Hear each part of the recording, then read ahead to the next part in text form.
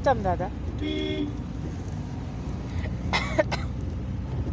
कहिलेसम्म चाहिँ फुक्नु अरे तपाईँले कहिलेसम्म चाहिँ फुक्नु अरे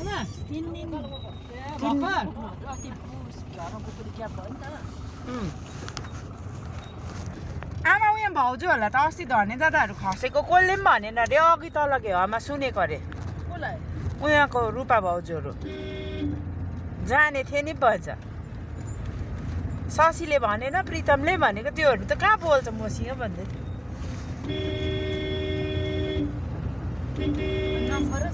जाँदैन अरे काममा सरौै पठाउँछ अरे